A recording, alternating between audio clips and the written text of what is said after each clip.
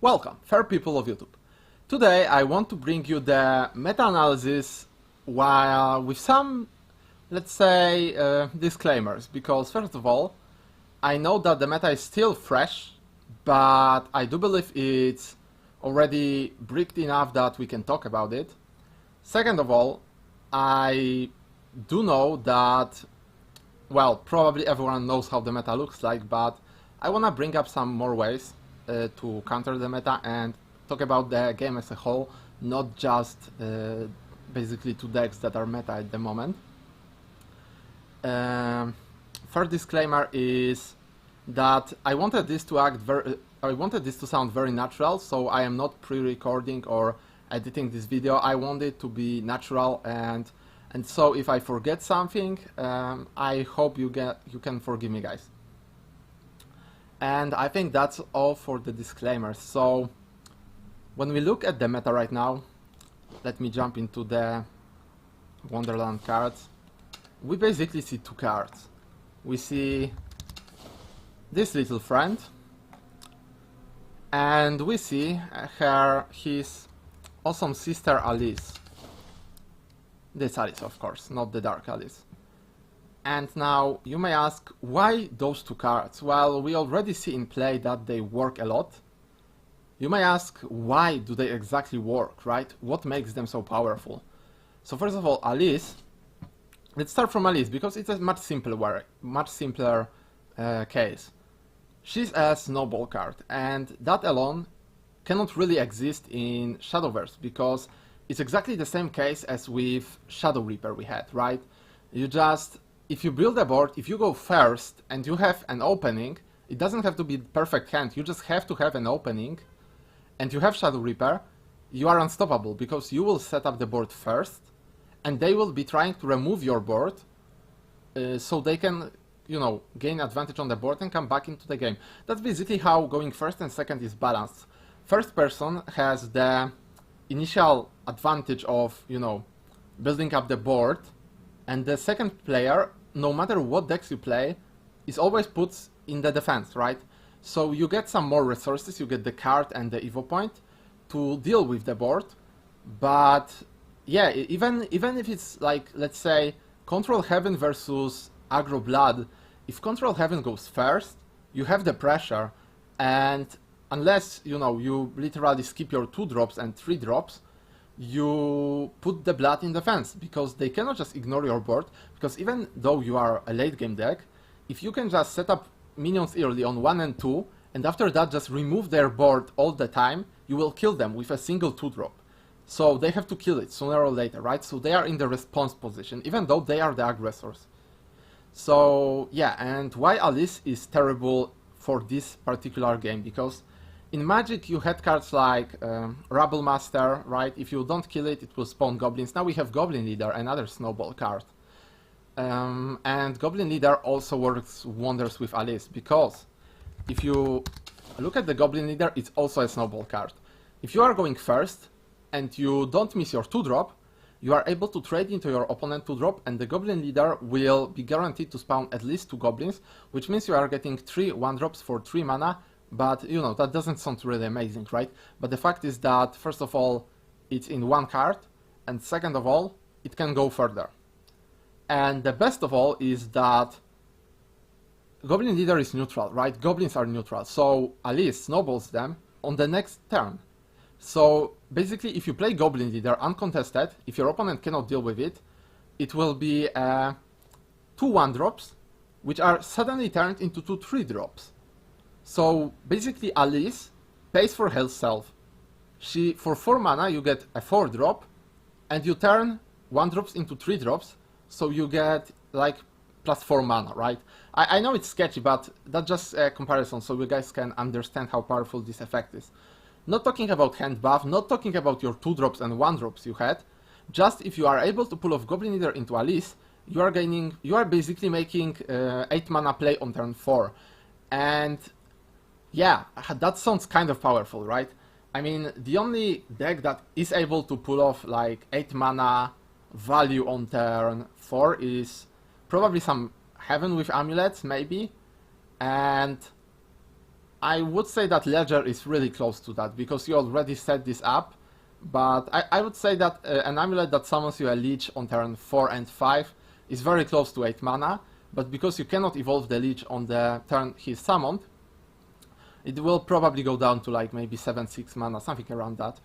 And yeah, so problem with Alice, Snowball. And how do we fix it? Well, we have similar cards to Alice, right? We have I have to unlock the set. We have this little friend, right? He's literally the Alice effect. Give +1/+1 to your other followers. If you play Alice, your deck is neutral, so it basically says give +1/+1 to your other followers, right? So basically Alice is a Sage Commander with the same effect, but even stronger because it also buffs your hand. And she's on 4 with no loss in stats. You just like Sage Commander has loss in stats, right? Because 6 mana. Vanilla minion would be a 5/6, so Sage Commander is only a 4/6 and gives +1 to your followers. On turn 6, no sooner. Alice can be played on 6 if you want, but can be also played on 4, has no loss in stats, and also buffs your hand. So yeah, what's my fix to Alice? My fix to Alice is completely remove the Sage Commander effect. But we know this will not happen because Side Game's policy is to not nerf legendaries. I still don't understand why they are limiting the design space a lot, but this is probably because legendaries cost a lot of vials. It's actually... is it more... It's actually almost the same price as in Hearthstone, right? Yeah, so I'm not really sure. I'm pretty sure that Side Games should nerf some legendaries, but yeah, for now we cannot really expect this. So how to fix Alice without nerfing the legendaries? First of all, you gotta look at the second Snowball card, because the effect is more powerful if you can make it consistent, right? It's the general rule of card games, which means that if you have Alice, which is crazy powerful, and you have Mini Alice, which is similar in effect, you want to play both of these cards because, yeah, you just want to, right? Because you can make it more consistent. The same goes in like Banner, for example, a very old deck. Some of you probably don't even remember Banner decks, but in Banner you played like Centaur Vanguard, right? It's a bad card, but it's another Stormer. It's the multiplicate of Novice Trooper and Quickblader, right? So you want to play this card. Also, it's a guaranteed Storm with Banner, so I guess it's not really the best example, but the best example would be from Hearthstone, when we had Aggro Shaman with Crackle. After Crackle came out, people started playing Lava Bursts, right? Because Crackle is infinitely better than Lava Burst, but Lava Burst is your third and fourth Crackle, and that's why you want to play Actress Feria. She basically says the same, Sage Commander effect on 2 mana card. Like, how crazy is that? Of course, it's on Evo, so the soonest you can play it on turn 4. And to play it on turn 4, you have to go second, which means if your opponent also played Tempo Game, and right now in Shadowverse it's all about Tempo Game, you probably won't be able to use Feria. So realistically, Feria is somewhat of a 5 mana play, I mean turn 5 play with Evo, or just a 2-drop, right? It's a very versatile card. You can save it for buff, you can play it on 2 as a 2-drop vanilla, that does literally nothing. But if your Feria sticks to the board for some reason, you get her like maybe on even turn 4 and evolve her face, buff your Goblin Leader, who knows, like, yeah, it's all possible, right? The worst case scenario for your opponent is if you play Feria, you are going second, your opponent missed their 2-drop, you are playing Feria, you are playing Goblin Leader, you are playing Alice, evolving Feria. Basically, you cannot come back from that. It's turn 5 lethal and there is no escape. Just, there is not a single card in the game. I guess if your opponent, if you didn't play around Vengeance and your opponent has Revelation, I guess that's the comeback, but that's probably the only case. So yeah, Feria is Mini Alice, you need to play her in neutral deck. So let's go back to the neutral archetype, right? Because I still am not done talking about it. If you look at the Wonderland Dreams only, and we check the neutral cards, Where are the neutrals? There it is. We got Actress Feria, we got Angelic Knight that I had really big hopes around, but I totally underestimated Goblin Leader, and I thought that Grimnir will maybe be played together with Angelic Knight, you know, to guarantee that Taunt on turn 3, because Taunt on turn 3 is deadly if you are playing first and you have a 2-drop, because your opponent cannot beat that Taunt, right? Like, Angelic Knight, of course, would die to a 2-drop, but your 2-drop would become a 3-drop, so you technically trade a 2-drop for 2-drop and have a 3-drop versus 3-drop, so that's balanced, right? Grimnir is a 3-drop, so you again get 2-drop and a 3-drop. Angelic Knight is total stats of 3-drops, right? Because it's technically a 3-mana 3-2 ward, which is really good, and I highly recommend you guys to play 3-2 taunts right now, but I will come to that later as I talk about possible solutions. Yeah, and then we have all these other cards which are basically meaningless. It's all about Feria, Goblin Leader, and Alice. This is the cancer of the expansion. This is the core of neutral decks. Like, I'm not even talking about Lyrial. We all know Lyrial, but you don't evolve Lyrial in these decks. You evolve your Actress Feria. It's much more powerful. You evolve your Goblin Leader to, you know, make it survive a bit more, or just trade with it, or evolve Alice because you want to make a value trade on force, so your buffed Goblin Leader and Goblins can go face. Now, you can of course see these two cards, but I don't even talk about them, right? Queen of the Dread Sea is actually the future of control, in my opinion, because I think that Alice will not get nerfed, and probably other parts of neutral aggro will get nerfed, which means that Alice will be still fully viable as a tool in control neutral decks. And I will actually show you guys a control neutral deck later. Right, so if we check just out of the expansion, we have pretty much nothing. Like, Goblin is a neutral 1-drop, you play that. Wise Merman is... some people try that in more aggressive sword lists, but I do not recommend that. It's a pretty bad card. Unica, surprisingly no play, literally. I mean, maybe not even surprisingly, because you don't care about healing in your aggro, and neutral control would rather play Bellringer at the moment because of the Spawn of the Abyss. Lyrial played, probably the best neutral 2-drop, right after Feria right now, but pre-expansion Lyrial was the best neutral card. Sector not really played. Hamza only in the tilting at windmills. Into the Looking Glass COC plays in Forest. I literally was sure that this card will be played in Forest. The problem is Forest is not really played, but if you see Forest you can expect Into the Looking Glass. It's really core card for them because they need hand size and they need to have neutral cards for Elf Twin Assault and Beauty and the Beast, right? So Into the Looking Glass fits perfectly. And then we have all the vanilla minions that don't see play. Gourmet Emperor Kai'Sa only in Forest.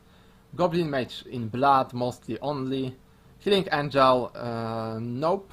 Unless you wanna build neutral Elena, I mean, that's something we could look into. I will probably look into that later. Grimnir is a staple, that's no surprise. But Grimnir is actually fairly contested right now. There are a lot of cards on 2 that actually kill Grimnir, like Tove, like Shield of the Flame, like, you know, Zombie Party and all the similar cards. Of course, Zombie Party and Shields of the Flame is not optimal because you actually get to play it on turn 3, so you are with 1 floating mana usually. Urd, some Dragon decks played. Goblin Breaker Tina, of course a great pick in the neutral deck. A great pick outside of neutral deck also. I would actually recommend to play this over even Priest of the Cudgel, because Shadow is not really relevant right now.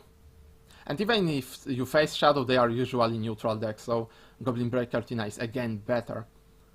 The only card I would not switch Goblin Breaker Tina for when talking about, not switch this card for Goblin Breaker Tina when talking about 4 mana Evos, is probably the big Knuckle Bodyguard, right? But that's a completely different card. I guess it's a 4-drop, but it's like saying I wouldn't switch Alice for Goblin Breaker Tina, yeah. But whatever. Above that, pretty much nothing. Like, Fortune Hunter Fina only to fetch Roach and Baphomet. Dance of Death, surprisingly no play, mainly because it's way too slow. You cannot afford these expensive removals unless you are Heaven. And everything above is just useless, right? We see some Ariat in Like, wait, what deck was it? In Elena, I believe? I think it was Elena that people were running Ariat, or maybe it was only me, I don't know. Gilgamesh in my epic deck with Dark Alice, but this is not the topic today. And yeah, Bahamut in ramp maybe sometimes, but most people play pure Storm right now to match the Abyss speed. And Israfil Odin, that everything is too slow unless you are playing like epic control deck that can deal with everything in the meta. And that deck actually exists, and I will talk about it in probably different video, but it will be coming right after this. This will be probably next video after this meta report. Alright, wait, what did I quit? So this is, guys, I hope you now know why neutrals are so OP and why everybody plays it, and it's basically faster than any aggro. Because they have a lot of snowball cards, which means if they go first, they basically auto-win as long as they get the opening. And if they go second, they are still a fair match for any other deck. In neutral versus neutral matchup, if the deck is similar, not like Vengeance Blood, I mean Abyss Blood, because it's still a semi-neutral deck, but if you play against that, it's totally different story. It's not really a neutral deck. You could probably take out all the neutral cards out of there and you would only be missing your Tove. Alright, so then we have the spawn of the Abyss, right? So let's talk about this guy and why is he OP? Well, probably everybody see that, right? He is actually not a problem. This card is not OP at all, guys. A turn 8 play that requires your Evo point to deal guaranteed 8 damage to the face, or a turn 9 play with, you know, play Abyss on 8 and evolve him on 9 with attack to the face, that's 16 damage. You can Storm Alucard for the additional 4 for OTK. Like, it's balanced, right? Turn 9 OTK, what's wrong with that? Like, Dishift does it on 7. Aggro deck is able to kill you on 5. Like, what's wrong with turn 9 OTK, right? The only thing that's wrong with it is this little guy. The Goat Prophet. I believe that's the definition of Baphomet, the Goat Prophet. I am not sure. Some Satanists will quote me on that, but whatever. So yeah, this guy is basically, he brought the potential of OTK into Blood.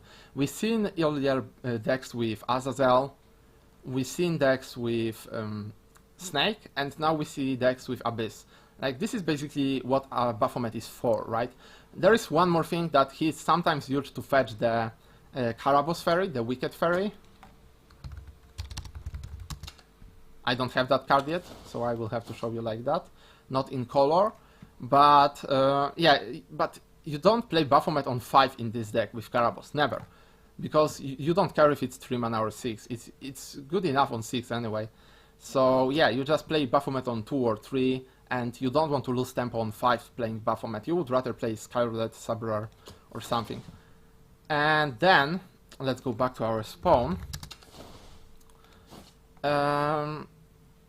Or, you know, let's go back to Baphomet.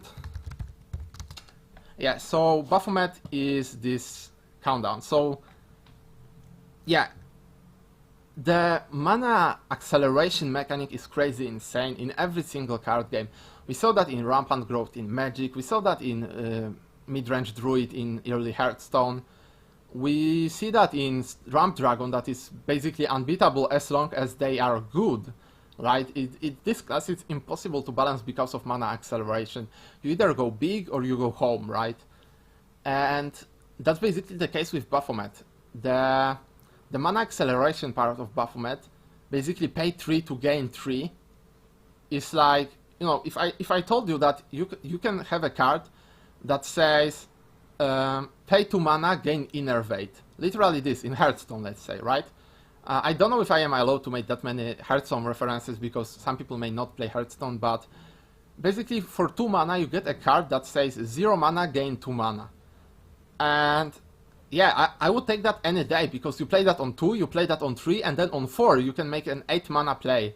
You sacrifice 2 turns, but you actually gained 4 mana on turn 4. Like, this is crazy insane, and Baphomet does exactly that. On turn 5 you sacrifice 3 mana to gain 3 mana on turn 6.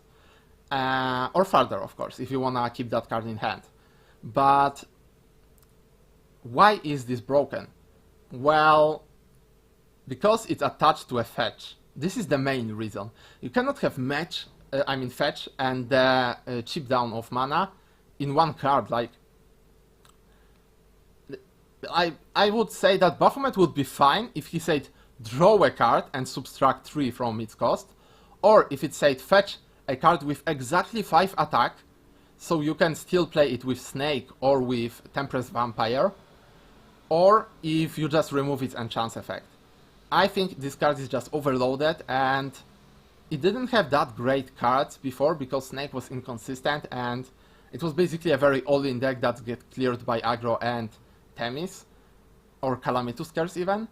And then we had Azazel OTK, which was basically too slow because it was still at least 8 mana play to OTK, right? Because you had Azazel for 5 plus Laura for 3. If you had your Bloodfed Flowerbed set up on turn 7, you could OTK your opponent with Evo Azazel, right? That's 9 damage plus 1 from Bloodfed Flowerbed.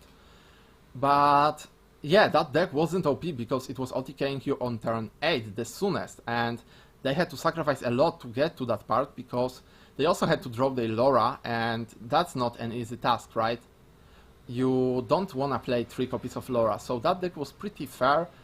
Some players like Fatina, the famous combo player, actually had a lot of success with this deck, but for a casual player it's not really a consistent deck.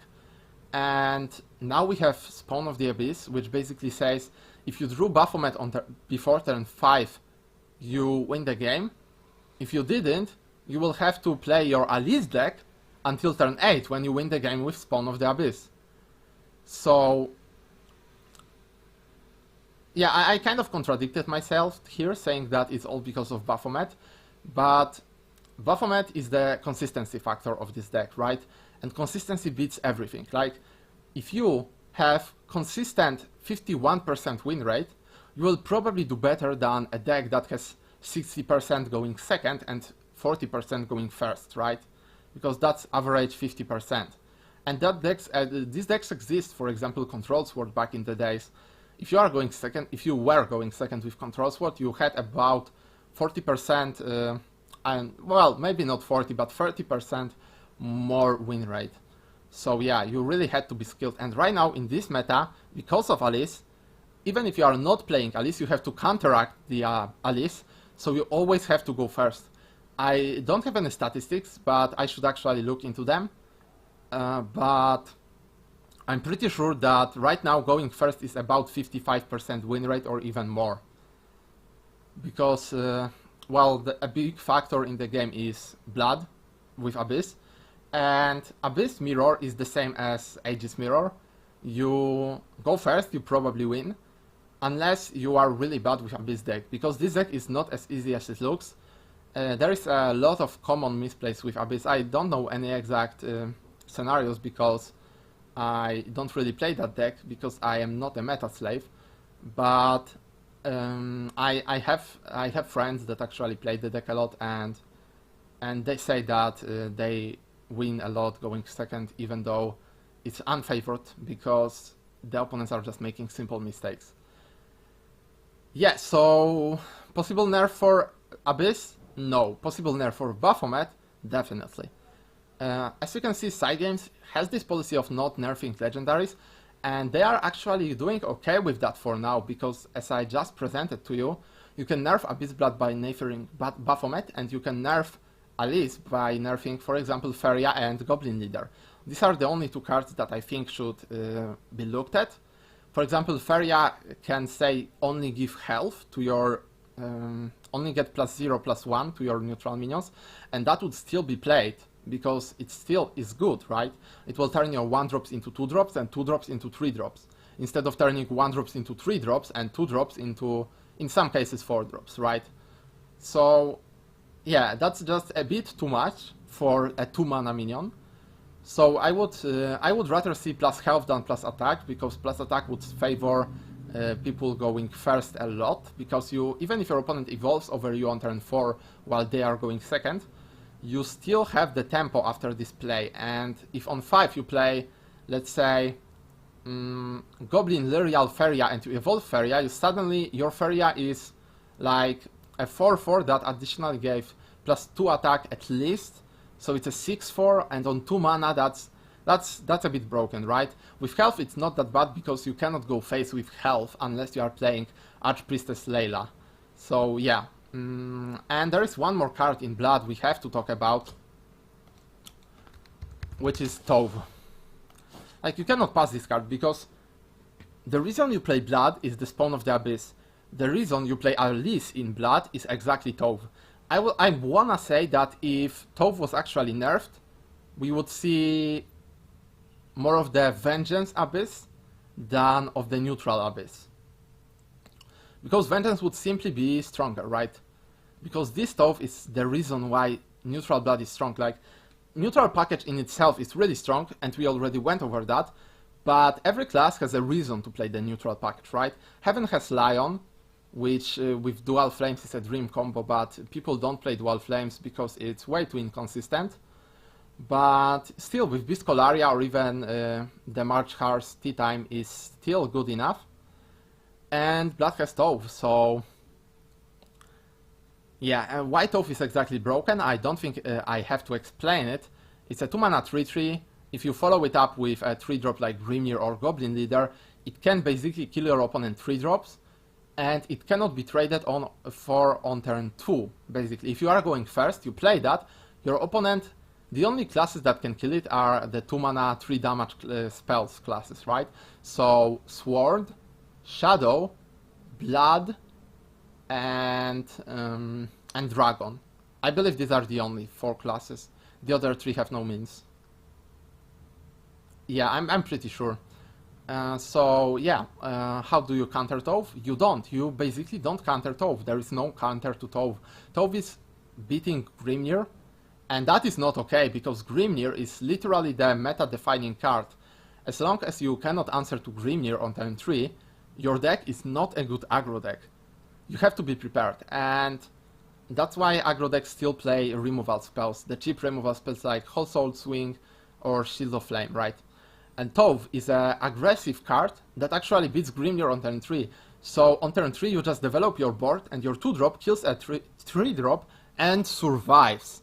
So this is the key word, that the Tove survives a trade with a 3-drop. That should not be happening, alright? This is the sick part. So I think that Tove should actually lose 1 HP, just so... Actually no, they cannot really do that, right? Because then Tove will be traded with a 2-drop. And I don't think that's the reason Tove was created. I think Tove is actually a 3-drop killer, but he should trade 1 for 1. So what if we make Tove a 2/3, right? Then you cannot kill Grimnir. It will stop the aggression from Neutral Blood.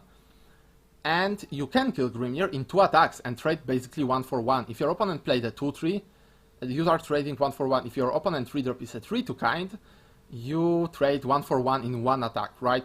So Tove will be then a bit more of a defensive card, which is designed to kill the 2-drop aggression with Rush if you play it on like turn 4, because on turn 4 your opponent usually plays double 2-drop or Alice. This is the meta, this will happen most likely. And Tove will kill the 2-drop with Rush on 4, if you play Tove Lyrial or Tove Feria, whatever. And Tove will kill a 3-drop if it's aggressive stated, so a 3/2, right? And yeah, I guess that's... So my fixes for this meta is touch the Feria or the Goblin Leader. I would rather prefer touching the Feria. Kappa Pride, I mean exactly not Kappa Pride. And then we have touch the Tove, probably -1 attack. This is what I would see would be the most fitting. And then we have the Baphomet, which sadly has to be nerfed. And I really don't want to lose Baphomet for the Snake deck, because Snake deck is absolutely really insanely fun to play. And Abyss is not really. So yeah, Snake is also fun to play against, because, like, you know, when you lose versus Spawn of the Abyss, it's, oh, he drew Baphomet, sure, I will die on turn 6 to an Evo play.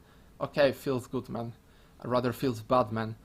But when you lose versus Snake, they actually devote the entirety of their early game to turn 6 to set up the Snake. that will basically flood the board with 5/5s, and if you don't have an answer, you will die. And that is a bit more fun because first of all, everybody loves non-meta decks, which is Snake basically, and it's always fun to pull off some insane combos, right? And Snake is one of them. Abyss is not really insane combo, it's a one card that gets fetched by an other. I wouldn't call that a combo. You know, we cannot call every single deck we fetch a combo deck. Alright guys, I'm losing my voice, so we will have to wrap up this video, but one more thing I want to talk about is the classes viability. If we check the classes, we have Rune, which is basically right now going with the burn deck. I've seen the D-Shift deck with Oz, which basically worked on after turn, let's say 6, you clear like Oz, then you play the the Winter Caprice, and you can clear with Angelic Barrage for a total of 7 mana. But what's important in this combo is that your Oz actually gets transformed into a snowman, which means you can build up your D-Shift and your Oz will not discard your hand, right? Because it will immediately get transformed into a snowman. So it's literally 6 mana snowman that transforms your opponent minions into snowmans. Then we have Shadow, which basically there are two ways. Like, you can play Control Shadow with Alice, Dark Alice and Test of Strength. Probably both Alices, to be honest, because I would probably go neutral with this kind of deck, because, you know, Dark Alice would banish your entire deck if you don't. And then I would probably fit in some Ledger. Other than that, we have Sword, which basically rolls with neutral. This is probably the best neutral aggro, the most consistent turn 5 kills. And yeah, it's still Cancer neutral aggro though. Then we have Heaven with a lot of cards like...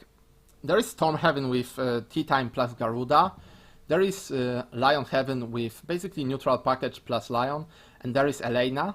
Elena is pretty weak, but definitely better than it was before. So I would say this is a solid tier 3, maybe 2 deck. While, you know, Spawn and... basically only Spawn is tier 0. And then neutral aggro of every single class is turn 1, I mean tier 1. Then we have Forest, which is little bit having hard times. I would say that Token Forest is really strong if we preview this deck quickly. This is, guys, the Token Forest. Basically, you play all the tokens, you play Wood of Brambles, you play Fairy Dragon and Lilac. This is a auto-include, in my opinion. If you are not playing Lilac in your Forest deck, you are doing something wrong. The same goes for the Wood of Brambles. Fairy Dragon, amazing addition. For 2 mana, 4/4 taunt on 4. That's just perfect. And then we play only the boosters for the tokens, so Cynthia, Wind God, Fairy Driver. This is a very simple deck. Simple to craft, I mean. Not really that easy to play, but you can definitely every single player can master this deck. If you are more interested in this deck, you have to check out my stream, because I will probably not cover this in video. Then we have, of course, Blood. Blood playing mostly Abyss, but you can also play Vengeance. I haven't tried Token Blood yet, and I don't think it's good. Then we have Dragon. As you can see, I experimented a lot with Dragon. And what I came to conclusion with is that neutral Ramp is actually the best. I will quickly show you this deck, guys. It's basically neutral cards. I am wondering if I don't want to switch Ayala for Goblin Leader. Alice, and Alice is buffing your late game. So for example, your Israfil bounced from, played from Sahakel will be a 9/9, which means it can kill another Israfil and not die. And also your Sahakel will be a bit stronger. Most of the buffs are usually wasting because of Sahakel. If you play the card with Sahakel and then bounce it back to your hand, it will lose the buffs. But yeah, it's still a pretty consistent deck. Conflagration is a must-have right now. I would even cut every single Breath of Salamander to play Conflagration. I'm running 1 just in case of, you know, Tove. This is basically the answer to Tove. I look for that card versus Blood and only Blood. And then Dragon Summoner, which is kind of insane. I always say that 2 mana fetches will be always broken as long as they have a body. And Dragon Summoner is no exception. You may say that it's bad because it can fetch itself, but to be honest, a 2 mana 1/1 is basically a carrot that gives you a carrot from Battle Cry, not a Death Rattle. In the worst case, right? Well, it's only a 1-2, but you don't have to play a 3-drop 2-2 first to get the carrot. And most of the cases you will fetch Ayala and Sybil with these cards, right? This is the goal of Dragon Summoner here, to fetch your ramp, just in case you don't draw Dragon Oracle. The only changes that could be possible in this deck is adding the Genesis Dragon, probably only one copy, and Queen of the Dread Sea, but I think this is a very consistent version, and I would say I have a solid 50% win rate with this deck. Nothing extreme, but if you are a fan of Dragon, definitely test this out. And then we have, I believe, one more class that I don't have here.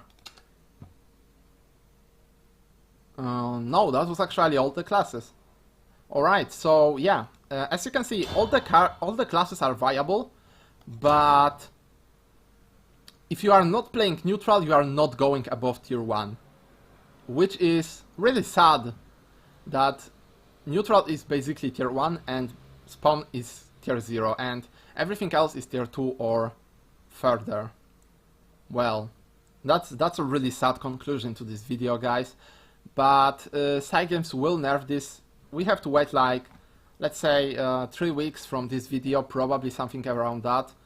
Which is a really long time for a dedicated player like me, but yeah, if you want to take a break from the meta play, you can always chill out on my stream. I never play the meta decks, but I still climb relatively high in the master. So yeah, of course link will be down in the description. And with that little meta analysis and, well, hopefully my ideas for fixes that will be implemented, we'll finish this video here, guys. Thank you very much for watching and listening. I hope that at least some of you stayed through the entire video. And with that said, peace out.